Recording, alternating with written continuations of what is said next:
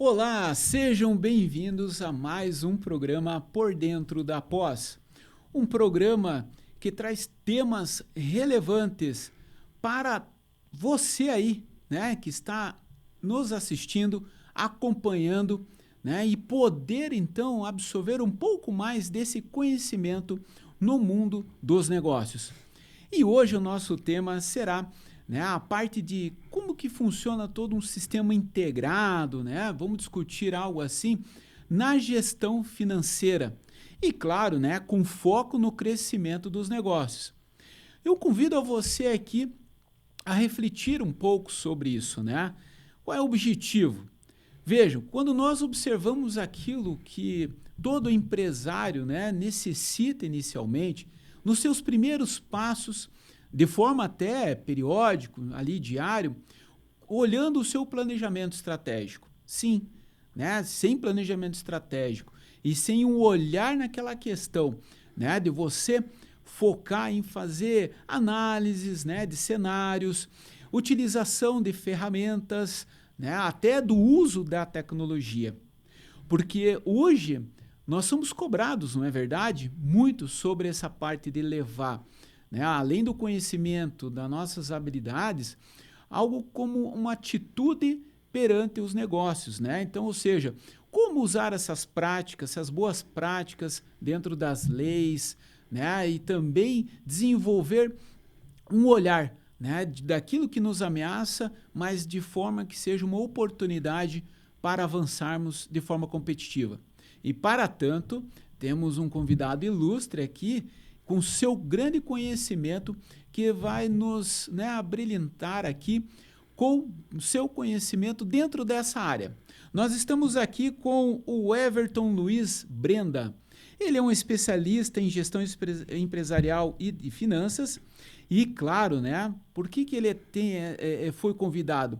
Porque ele é consultor de gestão de negócio e planejamento financeiro na Brendel Consultoria Empresarial.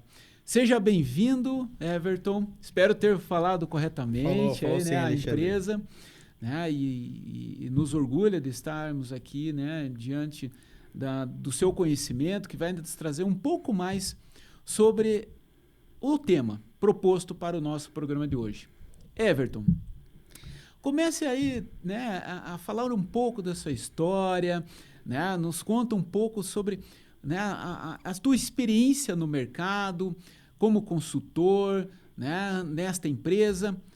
Coloca para nós aí um pouco mais aí do seu resumo curricular. Bom, Alexandre, obrigado pelo convite. É um prazer estar aqui com você. Eu já estou há mais de 30 anos no mercado. Eu comecei Eu trabalhei 25 anos trabalhando em grandes empresas multinacionais, dentre as quais eu trabalhei na General Motors, no HSBC, na Volvo, por último na DAF Caminhões.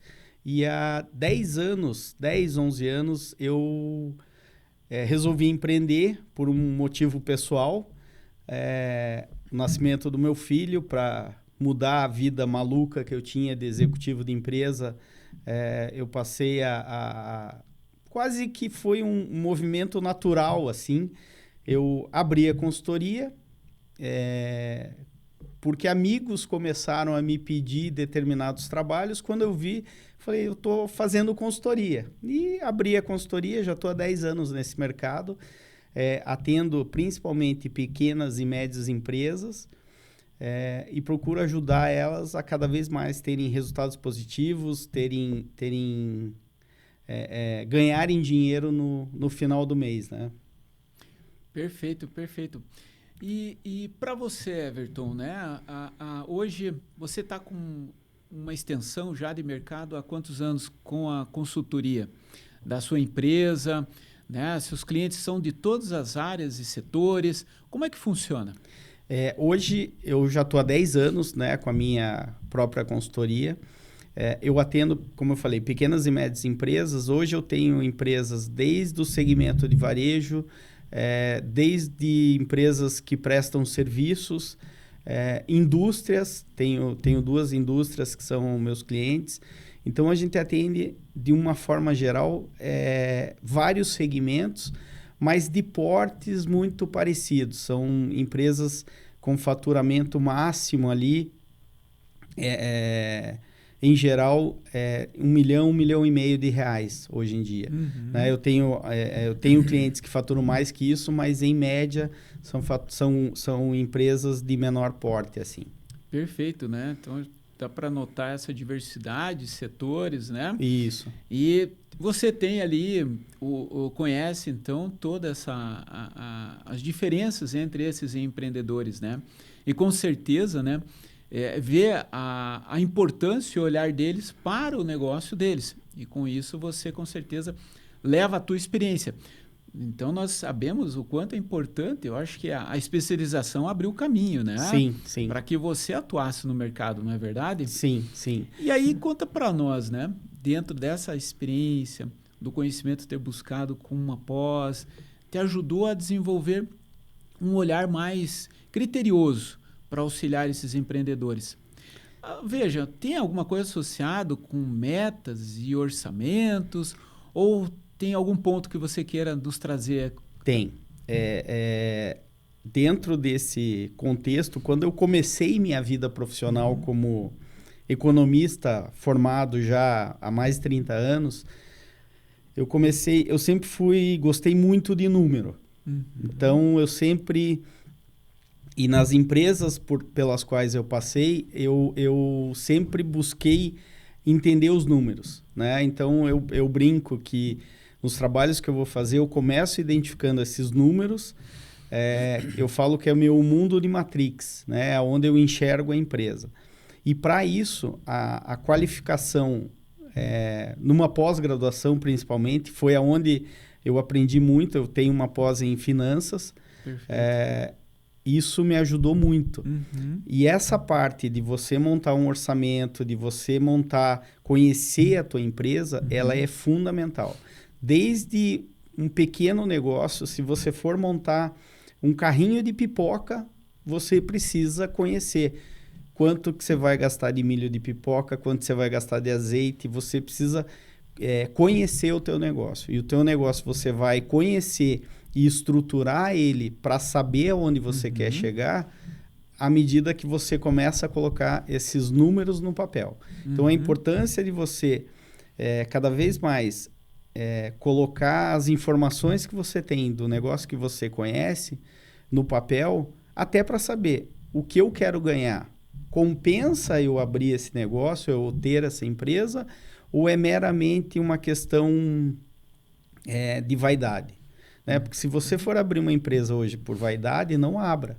Né? Porque você vai ter trabalho. Eu falo para alguns clientes meus que você sente que a vaidade chega um pouco perto do resultado da empresa, que ganhar dinheiro dá trabalho, né? Em qualquer segmento. Mesmo se a gente for trabalhar como funcionário de uma empresa, se você quiser se destacar, você vai precisar trabalhar, você vai precisar se dedicar. Então, essa dedicação em conhecer o teu negócio, conhecer o teu orçamento, conhecer ferramentas que te ajudem na gestão do teu negócio, são fundamentais para que a tua empresa tenha o resultado que você projetou nela. Eu vejo, então, que a importância para o empreendedor, então, é a parte da organização dos seus negócios, né? Com esse olhar para as metas, né? A questão do orçamento, né? Então, dá para notar que para ter esse aprendizado, vai trazer esse resultado, esse desempenho positivo, se ele for organizado. Sim. E também entender aonde está o desperdício, né? Eu acho que a parte mais importante é saber, então, determinar como um BI, por exemplo, ele traz informações para tomadas de decisões, né? Do que foi orçado, né? Do realizado, esse diferencial, né? Por que deu negativo, como que eu traduzo esse dado, né? Como é que eu posso colocar em gráfico isso e trazer um olhar bimestral, semestral, depende, né? Exatamente. Do negócio, né? Exatamente. Que está ali. Eu vou até um pouco além, professor. Hoje, o acompanhamento ele tem que ser diário. Essa rotina tem que ser diária. Vou te dar um exemplo, né? Você estabelece um orçamento para a tua empresa. Hoje existem basicamente 2 metodologias de se fazer um orçamento.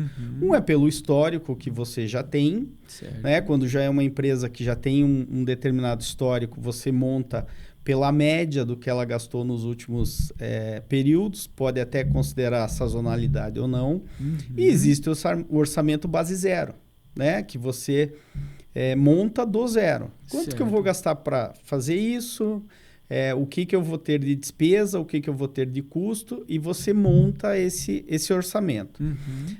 Partindo disso, o dia a dia da empresa, ela está no caixa, né? Então, você tem que ter o teu fluxo de caixa, que é o teu... a tua caminhada diária, quase... A gente pode até comparar uma caminhada...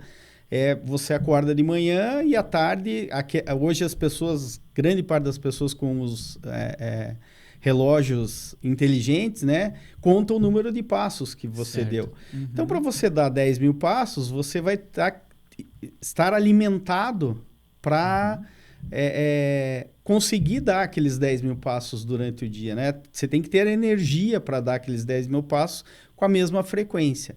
E na empresa, esse acompanhamento, por isso que eu falo que nesse ponto tem que ser diário. Porque você chega de manhã, eu falo que é interessante você ter a teoria dos 5 minutos. 5 minutos você olha o que você tem para pagar, 5 minutos você olha o que você tem para receber e aí você começa o teu dia. Se você deixar para fazer isso depois, é difícil. Porque você entra na rotina... E daí tem aquela síndrome do herói, principalmente na pequena empresa. O que eu chamo da síndrome do herói? A síndrome do herói é aquela pessoa que chega na empresa, ela acha que só ela sabe fazer determinadas coisas, só ela pode fazer aquilo ou não fazer. Então, muitas vezes, esses 5 minutos que você dedica, você já vai acompanhando... e construindo o resultado que no final do mês você vai enxergar ele no teu DRE gerencial, por exemplo. Perfeito. Né? Então, esse acompanhamento que eu falo do dia a dia, do fluxo de caixa, e no final do mês, quando encerra o mês, acompanhar o teu DRE, o DRE se constrói dia a dia com o acompanhamento do fluxo de caixa. Perfeito. Eu gostei muito dessa associação, né, que você nos coloca, né? E é um ponto de aprendizado para quem está assistindo, nos acompanhando, porque você colocou ali como se fosse um marcador ou relógio ali, né? Que no relógio ele te traz esses indicadores, né? E quando a gente fala da importância de um DRE, uma demonstração do resultado do exercício, um fluxo de caixa, né? Ele vem com alguns indicadores, né? De rentabilidade e liquidez. Certo? Então, isso comparado ao que você falou, como se fosse uma caminhada ali, né? Indicando, está associado à saúde financeira da empresa, Exatamente. Né, Everton? Exatamente. Hoje, você pega... Eu costumo falar que dentro do exemplo, e continuando até na caminhada, né? Certo. O DRE é a foto que você tira quando você terminou a tua caminhada. Né? E o fluxo de caixa é cada passo que você dá. Ou tem muita gente que compara até ao DRE um raio-x em determinado momento. E o fluxo de caixa é o eletro que você vai fazendo durante esse percurso, né? Comparando com exames médicos aí. Sim. E dentro disso, que você falou dos indicadores, no próprio DRE, né? Hoje... o número de informações que ele dá é muito grande. E as pessoas precisam aproveitar essa informação. Legal. Você gera dentro do DRE informações como... para mim, um dos principais indicadores antes do resultado é a margem de contribuição. Né? Certo. O que é a margem de contribuição? é o que você vendeu menos o que foi de custo variável e imposto antes de você pagar o que é fixo. Certo. Né? Então, é tudo, basicamente, é o que sobra para você pagar o que é fixo. Aonde que isso interfere? Isso interfere no teu preço, interfere no teu volume de vendas, interfere no teu ponto de equilíbrio. Então, um indicador que vai determinar vários outros, a ação que você vai ter em várias áreas da tua empresa. Então, você pega hoje empresas que têm... E não existe indicador ruim e indicador bom. Né? Eu tenho empresas que essa margem de contribuição é 20%. O que significa uma margem de contribuição de 20%? Significa que ela vai ter um volume de vendas alto para cobrir as despesas dela, porque o que sobra para ela pagar as despesas é um valor pequeno. Então, ela tem que ter um volume de vendas alto, ela tem que ser, um jargão que a gente costuma usar, ela tem que ser alavancada em vendas, né? O que significa 20% de margem de contribuição também? Significa que para cada R$1 de despesa que ela aumente, ela tem que aumentar 5 em vendas. Né? Então, quando você começa a enxergar isso daí, é uma empresa que ela está muito suscetível ao aumento de despesa. Né? Aonde que eu atacaria numa empresa dessa? Tentar reduzir o custo dela o máximo possível para melhorar essa margem de contribuição. Certo. E existem empresas, principalmente as empresas que vendem serviço, isso já é o contrário. Elas têm uma alta margem de contribuição. Então, às vezes, empresas que vendem serviço, elas têm lá 80% de margem de contribuição. Fala assim, cara, é um espetáculo isso. Só que aí, o volume de despesas dela, fixa, às vezes é alto. Então, a relação aí, ela é muito mais voltada até ao preço do que ao quanto você pode gastar. Ou, se aquele número é alto, pô, eu estou bem. Não, tem o volume de despesa que você tem que ficar atento daí. Então, tem N indicadores aí que às vezes derivam de um número só. Né? Então, você pega lá, pô, a margem de contribuição, mas... Por que é importante? Não, é importante porque você deriva depois teu ponto de equilíbrio, teu nível de vendas, teu volume de custo ou teu volume de despesa. Então, aí você começa a brincar, digamos assim, dentro daquele universo que derivou de um indicador só. De um indicador só. Maravilha, né? Nossa, que esse tempo já que passou é de muito aprendizado para nós, Everton. E é muito bom, assim, tá observando isso, porque relembra os conceitos aprendidos, né? E, com certeza, o reforço num curso de especialização melhora esse olhar, né? Esse olhar crítico, esse olhar mais pontual que hoje você nos coloca aqui, né? E, claro que, dentro do que você falou, eu fico imaginando... Será que tem empresa com faturamento alto, assim, que se perdeu com seu capital de giro, deixou de pagar, né, teve perdas? Você conhece algum exemplo, ou que aconteceu com você, ou de marca famosa, enfim? O que você poderia nos relatar sobre isso? Tem. Que já aconteceu?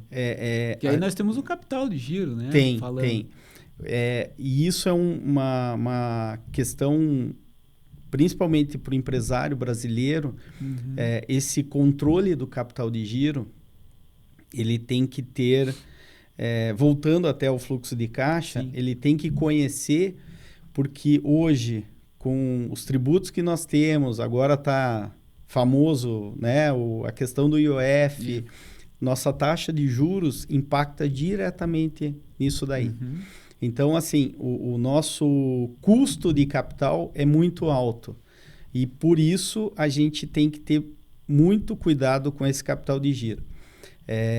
Respondendo a tua pergunta, a gente tem um caso famoso aí, inclusive, que que aconteceu há 2, 3 anos atrás, acho que foi 2023, que é o caso das lojas americanas. Né? As lojas americanas... é um exemplo clássico aí desse. Ela começou a vender no varejo, pela internet, e todo mundo, 10 vezes, cartão, vou comprar. E todo mundo comprando nas lojas americanas em 10 vezes. Uhum. Só que, o que aconteceu? O fornecedor dela, para ela vender aquele volume, ela teve que comprar um alto estoque. Então, ela aumentou o nível de estoque dela. Com isso, o fornecedor dela cobrava ela em 30 e 60 dias. Ela vendia em 10 meses. Então, aí, voltando aos indicadores, já tem um outro descasamento entre o número de dias que eu recebo e o número de dias que eu pago o meu fornecedor. Sim. Dentro desse cenário, surgiu uma outra variável, que foi o que pegou, na verdade, né? Não tinham contabilizados 20 bilhões de reais em dívidas que ela tinha, que não estavam no balanço. Isso. Faltou capital de giro. E ela não tinha dinheiro para pagar uma empresa gigantesca que não tinha recurso para pagar as contas do dia a dia.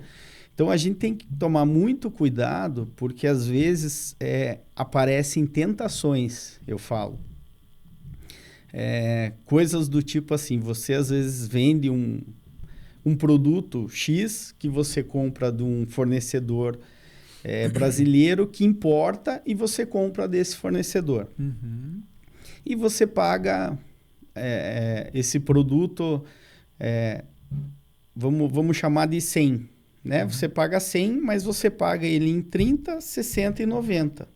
E você vende para os seus clientes 30, 60 e 90. Uhum. Beleza. Você embute no teu preço e tal. Aí surge o diabinho, vamos chamar assim, Sim. que fala para você, cara, esse produto que você paga 100, eu consigo ele para você importando direto da China por 70, já com custo de importação. Você vai falar, pô, Então, tá ótimo. olha só, caiu na tentação. Eu vou pagar 30% mais barato. Eu vou comprar. Uhum. Então tá, só que é à vista. Então.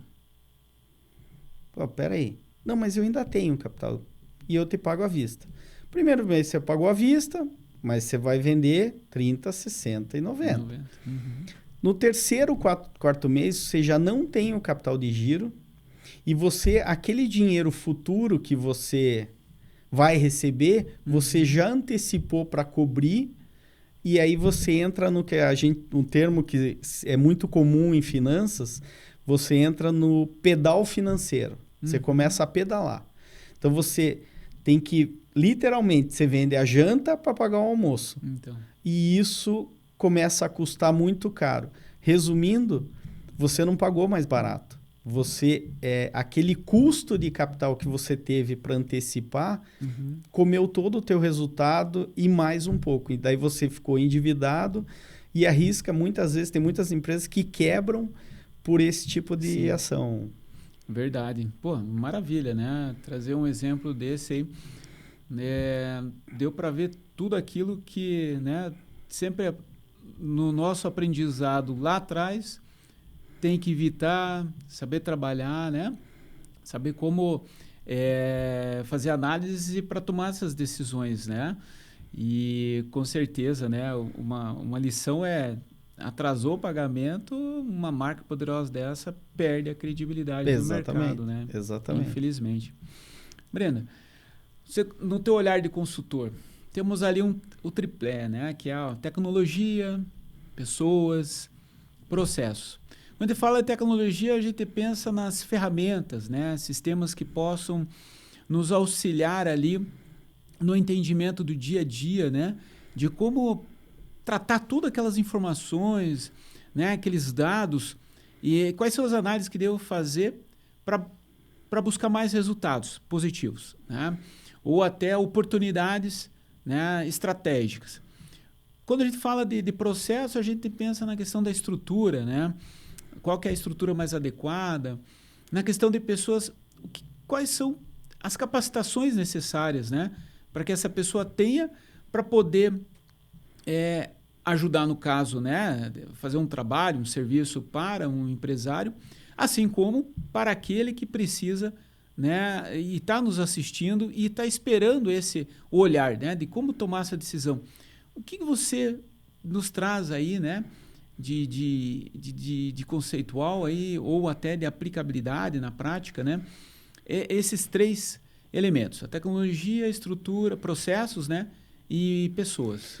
Dentro desses 3... Dentro da tua área, né? Isso. Dentro desses 3 pilares, Alexandre, eu costumo falar assim, é muito comum quando a gente chega numa empresa, e muitas vezes até numa conversa informal, né? Os empresários falarem assim, cara, mas aquele funcionário não vai, né? Focando na pessoa, né? Certo. E é muito comum também, um outro exemplo que eu brinco até, o dia que a gente descobrir quem é o cara do sistema, resolve o mundo, né? Certo. Porque sempre, ou o problema é a pessoa ou o problema é o sistema, né? E quando você atua lá no mercado, você está vendo isso. Exatamente. Na prática, você está observando isso dentro da empresa do empresário ali.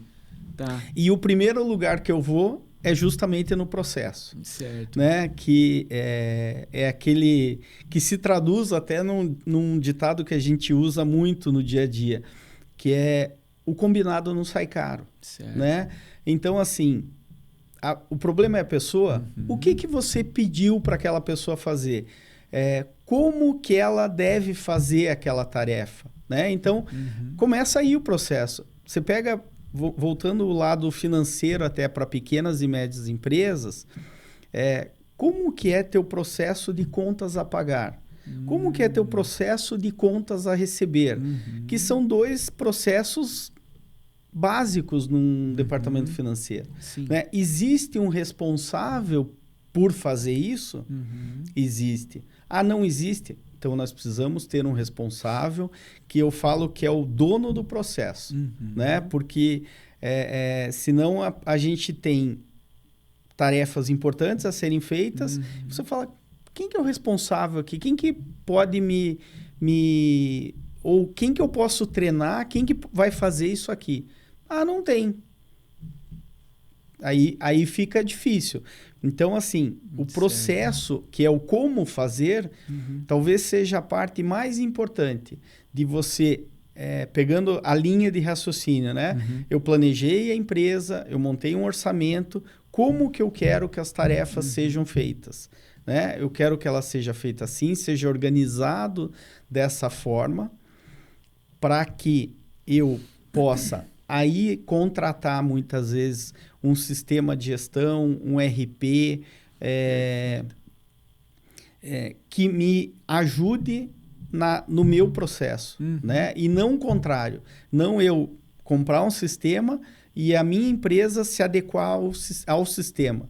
O meu processo ter que se adequar ao processo que o sistema muitas vezes impõe. Entendi. Né? Então, hoje tem tem RPs para determinados segmentos de empresas.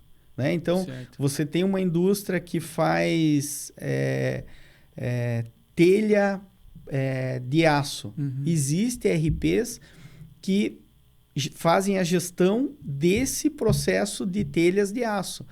Mas eu faço telha de barro. Já é outro sistema.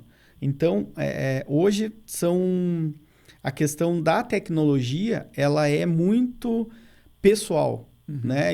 É lógico, existem alguns sistemas que você tem no mercado que são baratos e que suprem processos básicos. Eu ia falar, no teu olhar ali de pequenas e médias empresas, isso a prática utilizar esses tipos de exatamente. sistemas. Até porque é mais barato, né? Certo. Então não que atende satisfatoriamente muito bem. Tem sistemas, inclusive, que você, quando é emitida uma nota fiscal contra a empresa, ele já aparece automaticamente. Então, e são sistemas baratos. E você consegue ter esse controle e até acompanhar por eles, né? E as pessoas, voltando à parte prática, é o terceiro pilar que eu vou vou enxergar. Porque eu vi o processo, vi o sistema que aquele processo acompanha, e daí eu vou ver. Bom, daí eu sento com a pessoa e falo assim, você está fazendo isso, isso e isso? Tô. Então, a pessoa é adequada. Ou a pessoa tem capacidade para adequar aquele processo dentro do dia a dia dela? Tem. Se ela não tem qualificação, é uma pessoa que vale o investimento de você mandar para fazer um treinamento, mandar fazer um curso? Vale. Se não vale, aí, em último caso, é a troca. Mas esse pilar aí, esses 3 pilares, pessoas, processos e sistemas, eles andam interligados hoje dentro de qualquer empresa. E hoje nós observamos que as empresas buscam muito essa preocupação com a segurança da informação, né? Dos dados pessoais, da questão de fraudes, né? E até possíveis erros que podem acontecer durante o processo. Quando você está olhando esse tripé de pessoas, você vê uma gestão de compliance dentro dessas empresas? Ou quando você vê algo, puxa, isso aqui tem uma deficiência aqui, e eles não têm, como é que é o olhar do Brenda, consultor, para ajudar essa empresa a faturar mais, ou sair daquele momento de risco? Como é que é esse olhar, quando se chega nesse momento, das pessoas envolvidas, tanto nos sistemas, nos processos ali, e com suas responsabilidades? Hoje essa questão é muito sensível, né? Principalmente porque na área financeira muitas das pessoas mexem com a conta bancária da empresa, e isso é um risco muito grande, né? Então, essa é uma preocupação que a gente tem em dar principalmente a média e grande empresa. Essa governança, ela já é quase que natural, ela já existe, esse compliance, essa governança. Na pequena e média empresa, o olhar é muito voltado com essa gestão da informação, da informação não sair até por uma questão de concorrência, quem não precisa saber da informação, não ter a informação, né? Mas a questão que eu vejo bastante, principalmente em pequenas e médias empresas, nesse ponto, é a questão de se confundir as pessoas. O que é confundir as pessoas? A pessoa física com a pessoa jurídica. Então, às vezes, por incrível que pareça, a empresa está faturando bem, está crescendo, né, tá dando resultado, o dono da empresa começa a confundir o cartão da empresa com o cartão dele. Então, isso é um risco muito grande para a pequena e média empresa. Quando o dono da empresa começa a usufruir disso daí antecipadamente. Não que eu falo para os meus clientes, o dinheiro é teu, você faz o que você quer. Só que você não pode deixar a empresa desamparada, porque daqui a pouco pode faltar na empresa. Perfeito. Né? Então, existe muito... eu escuto, às vezes, principalmente quando chega em final de ano, que o empresário não tem o 13º, né? Ele paga o 13º, a expressão, mas eu mereço. Todo mundo merece. Sim. Né? A gente não está discutindo quem merece e quem não merece. Você merece tanto quanto todos dentro da empresa. Né? Porque é aquela questão, se a empresa der certo, é mérito de todos. Mas se ela der errado, a culpa é dele. Né? Sim. Então, eu falo isso. Cara, aí tem alguns que falam assim, cara, mas eu estou faturando tanto, E eu uso uma expressão que, nas pesquisas que eu fiz, foi atribuída até o Luciano Hang da Avan, que é a seguinte, faturamento é ego. Lucro é ajustado, mas quem manda é o caixa. Então, você tem que se preocupar em ter o dinheiro em caixa para pagar as contas. Né? Então, esse compliance, assim, você tem que tomar muito cuidado e não deixar se levar por essa vaidade aí e começar a usar o dinheiro da empresa, o capital de giro da empresa, como sendo o teu para você comprar uma viagem para a tua família, para você pode fazer, mas depois que você fizer a distribuição dos resultados. Perfeito. Isso aí é importante, foi um olhar muito importante aí nessa fala aí, né, Breno? E com certeza, eu estava aqui pensando, né, em toda essa situação, porque quando a pessoa é bem regrada, disciplinada, ela aplica isso até para a vida pessoal dela. Né? Sou assalariado, mas eu mantenho esse olhar. Né? A pessoa, isso é muito importante, porque ela, como empreendedora, ela vai levar isso com grande importância, né? E disciplina. Que não é para todos, né? Porque sempre tem ali... Eu vi já uma vez uma empresa familiar, né? Tava indo bem e o filho foi lá, não quis saber, era um dos sócios também junto com o pai, e já comprou um Audi TT na época, pronto, a empresa abriu, né, as pernas ali, né? E aí correu um grande risco ali de fechar as portas, né? E por que foi feito isso? É aquilo que você nos colocou, né? Você pode fazer o que você quiser, o dinheiro é teu, né? Mas não teve esse aprendizado aí, né? Das obrigações que tinha que pagar. Veja, eu tenho aqui pensando aqui, o que o Brenda poderia nos colocar? Quais são os principais indicadores? Porque dentro da gestão financeira eu também penso em crescimento. Né? E na empresa hoje que eu atuo, nós hoje temos um olhar, né, criterioso para o EBITDA. Né? Esse é um exemplo, né, de um desses indicadores. O que o Brenda vê no dia a dia junto às empresas, aí, você como especialista? Olha, Alexandre, hoje a gente vê dentro de uma empresa, eu procuro em empresas menores, o termo EBITDA, ele é muito técnico, né? E a gente calcula, mas eu gosto de chamar para os donos de empresas, até para trazer eles como resultado operacional, né? Então, quanto que a tua operação deixa de dinheiro? E calculo isso antes de despesa financeira, quando a empresa tem, para ele ter essa noção desse resultado. Inclusive, em muitos relatórios que eu faço, eu gosto de colocar a retirada do sócio abaixo desse valor. Eu não coloco no resultado o valor que ele tira da empresa.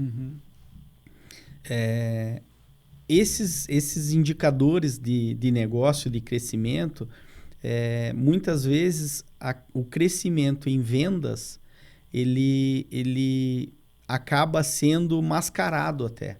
Então, você tem que tomar muito cuidado, porque só você acompanhar o teu crescimento em vendas é positivo, é lógico, você está vendendo mais, mas você tem que prestar atenção se a estrutura que você tem para vender mais acompanha aquilo. Ou você vai começar a ter outros custos que vão mascarar aquele teu crescimento em vendas. Então, crescimento em vendas é um indicador importante. Margem de contribuição, que a gente já comentou, é outro indicador. Resultado operacional, EBITDA, e o resultado líquido.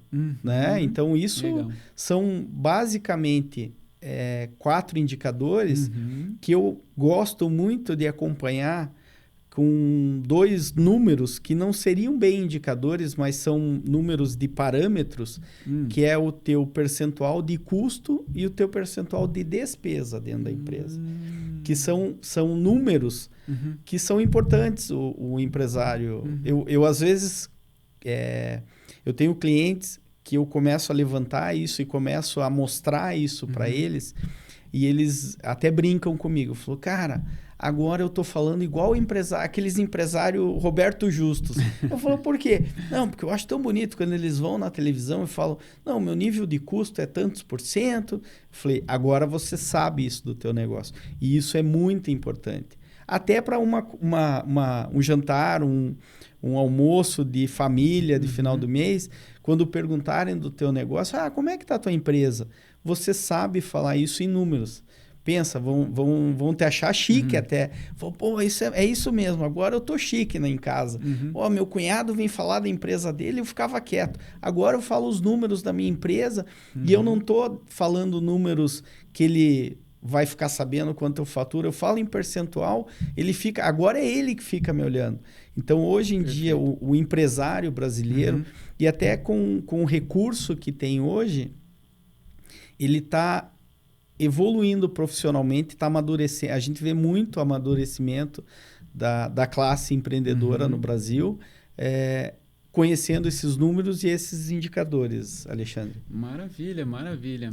Venda, está sendo uma aula fantástica aqui o programa e claro que isso era esperado, né, pelo conhecimento e o teu currículo aí, né, da sua experiência, né, e especialização junto ao mercado, né? E isso nos enriquece muito, mas o tempo passa rápido, né? Muito rápido. E aí eu sei que tem muito assunto, né? A curiosidade aqui é maior, a gente pode fazer um monte de perguntas, mas vamos deixar para uma próxima oportunidade. Brena, quais são suas últimas palavras de inspiração para nossos ouvintes aqui do programa Por Dentro da Pós?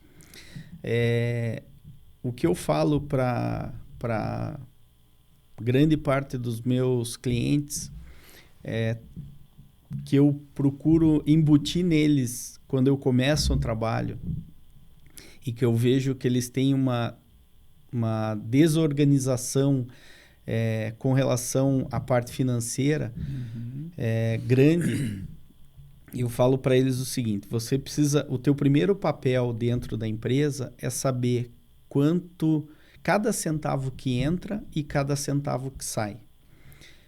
A partir do momento que você tem esse controle, você vai dominar teu negócio, né? Porque você começa a conhecer, quando você sabe tudo que entra, você sabe o que você vendeu. Legal. E quando você sabe tudo que sai, você sabe o que você gastou e aonde está te apertando aquilo que você gastou.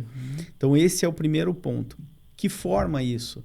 Independente, a gente falou de tecnologia, se você usa um BI avançado, se você tem uma equipe que faz análise de dados, hoje a gente tem empresas que podem auxiliar em vários setores, né? Você pega... Antigamente você tinha de terceirizado dentro de uma empresa, muitas vezes nem o contador, você tinha só o contador. Né? Hoje, daí toda empresa passou a ter um contador e um advogado. Né? Hoje, grande parte de empresas pequenas, elas têm contador, o advogado, o consultor financeiro, muitas contratam o BPO, né, para fazer o financeiro. Você tem a pessoa que faz o marketing da empresa, você tem vários serviços terceiros que agregam nisso. Mas para que isso aconteça, você tem que conhecer a tua empresa e saber o que entra e o que sai, para saber aonde você vai atacar. E pode ser que você controle isso com um caderno. Anota. Põe na ponta, a expressão colocar na ponta do lápis, ela ainda é válida hoje em dia. Né? Então, depois você pode colocar numa planilha Excel, contratar um sistema ERP, mas você sabe o que está acontecendo. Estar no controle. Exatamente. Brenda, obrigado. Eu sou o professor Alexandre Andrade, coordenador dos cursos de pós-graduação da Uninter, e agradeço a todos que estão aqui conosco no programa Por Dentro da Pós. E não deixe, né, de assistir e nos acompanhar aí. Até o próximo tema.